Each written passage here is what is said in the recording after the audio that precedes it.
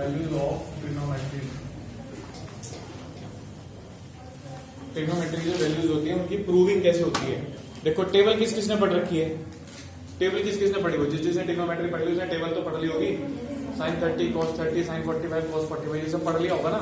ठीक है, तो हम लोग मेजर जो वैल्यूज पढ़ते हैं वो कौन सी पढ़ते हैं, 30 डिग्री, 60 डिग्री और 45 डिग्री। इन तीन के प्रूफ बोर्ड पूछता है, इन तीन के बोर्ड प्रूफ हमेशा पूछेगा। क्या वो बोल करके अगर 30 में या 60 में आ जाए, किस में आ जाए, 30 में या 60 में, तो आप क्या लिखेंगे, ये कंस्ट्रक्शन क्वेश्चन होंगे, तो आप क्या लिखेंगे, construction. Will construct an equilateral triangle. हम क्या कंस्ट्रक्ट करेंगे, एक इक्विलेटरल ट्रायंगल। तो इसमें क्या होगा, जब भी 30 या 60 पूछेगा, चाहे साइन का पूछे, कॉस का पूछे, टेन का पूछे, कॉट का पूछे, सेक का पूछे, कॉसेक का पूछे, आप इक्विलेटरल ट्रायंगल कंस्ट्रक्ट करोगे। तो आप हाथ से भी कर सकते हो, वहां पे स्केल से, ये दिखाने की जरूरत नहीं है कि मैंने बिल्कुल कंस्ट्रक्शन इक्विलेटरल का ही हुआ। तो आप इक्विलेटरल ट्रायंगल क्या करेंगे, कंस्ट्रक्ट, पहले समझ लेना, ट्रायंगल को नाम दे देना एबीसी या पीक्यूआर, जो आपकी मर्जी हो। इसकी साइड मान लेना 2x, साइड क्या मान लेंगे 2x, साइड क्या मान लेंगे 2x, 2x साइड मान लेंगे। 30 60 में, 45 में ये नहीं होता कभी भी।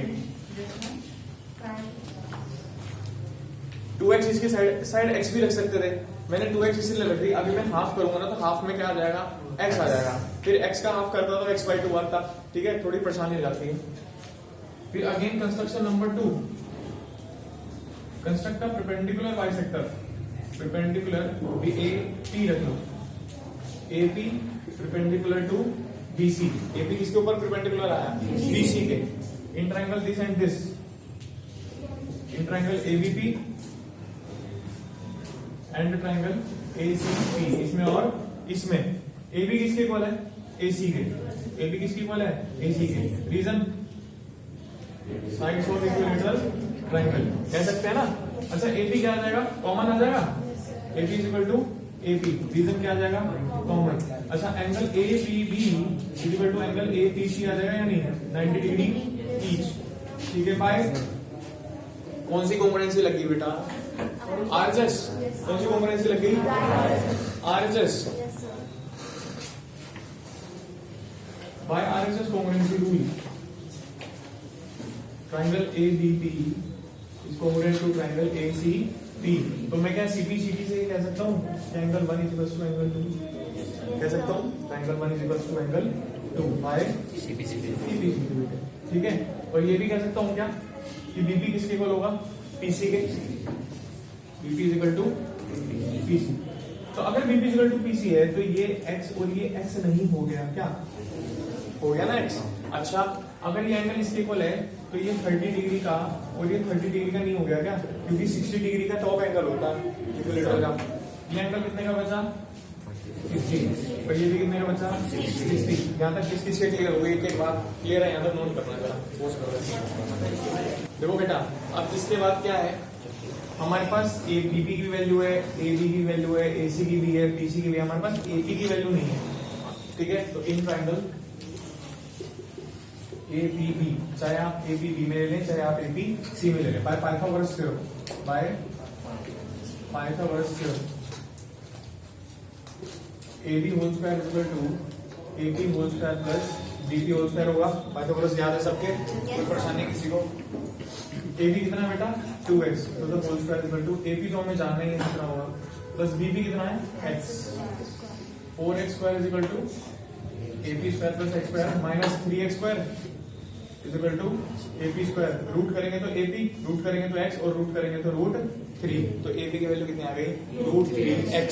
AP की वैल्यू कितनी आ गई, √3x। क्लियर हो गया। अब एक एक बच्चा हाथ उठा के बोल देगा वैल्यू 30 या 60 में, चाहे साइन कोस किसी की बोल रहे, मैं निकाल के बताऊंगा क्या आती है। ठीक है, बाकी लोग अपनी टेबल निकाल लें, बुक में से मैच करेंगे सही आया है गलत। बोलो हाल तो सना कौन से निकालो, साइन 30 45 इस बेटा, ये 30 और 60 के लिए है कंस्ट्रक्शन, 45 का कंस्ट्रक्शन अलग है। 30 60 बोलो, जिसकी भी बोल रहे हो।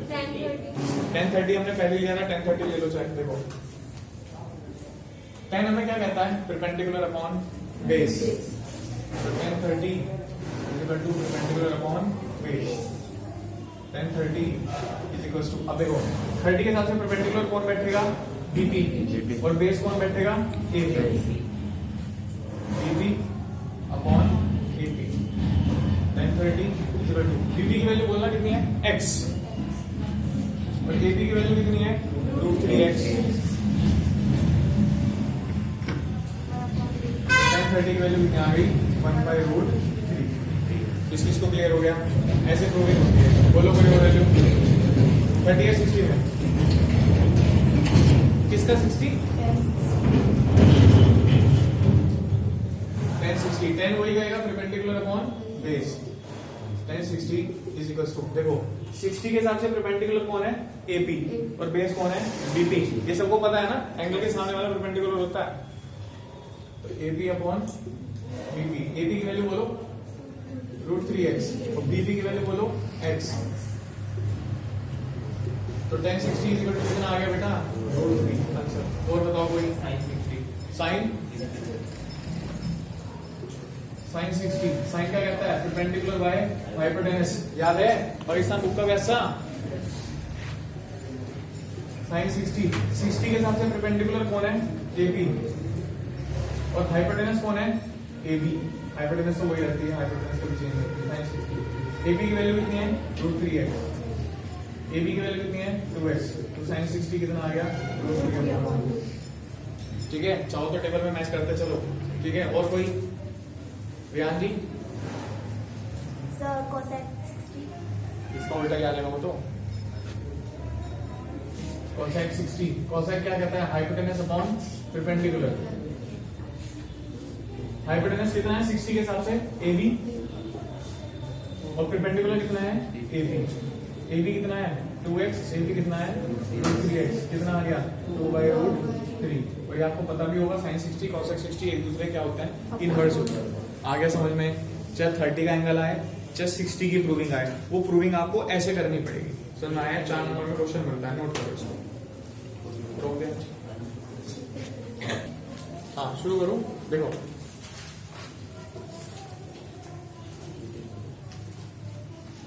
प्रूविंग्स of 45 degree of trigonometric ratio. जब भी 45 का आएगा तो आप कंस्ट्रक्शन किसका करेंगे, construct right angle isosceles triangle. Right angle triangle तो होगा ही, साथ में क्या होगा, आइसोसेलेस होगा। यानी कि राइट एंगल तो एबीसी है ही है, साथ में अगर ये x है तो ये भी कितनी होगी, x होगी। ठीक है, by Pythagoras theorem, by Pythagoras theorem, AC square is equal to AB square plus BC square होगा। AC square is equal to x square plus x square, AC square is equal to 2x square. Root करेंगे तो AC is equal to क्या आ जाएगा, √2x। तो AC की value कितनी आ जाएगी, √2x। और जब ये दोनों इक्वल होंगे तो ये कितने कितने के होंगे, 45 के। रीजन, आइसोसेलेस ट्रायंगल के बेस एंगल क्या होते हैं, इक्वल। भूल गए क्या थ्योरम, नहीं तो भुला दी क्या सारी। आइसोसेलेस ट्रायंगल में क्या था, ये इसकी इक्वल होती तो ये भी आपस में हम क्या लेके चलते थे, इक्वल। तो एक 90 तो 45 भी बैठेंगे। यहाँ तक किस किस की क्लियर होगी। अब वैल्यू बोलना शुरू करो, कौन कौन सी निकाले, किसका 45 निकालो। अरे एक भाई, कॉट 45 किसने बोला था, cot 45 is equal to, cot होता है बेस अपॉन परपेंडिकुलर। कॉट क्या होता है, बेस अपॉन परपेंडिकुलर। तो कॉट 45 इज इक्वल टू 45, चाहे ये ले लो चाहे ले लो, दोनों के हिसाब से वही चलेगा। इसके हिसाब से परपेंडिकुलर कितना है, x, तो बेस भी कितना है, x कितनी आ गई, 1। मैच कर लो। अगला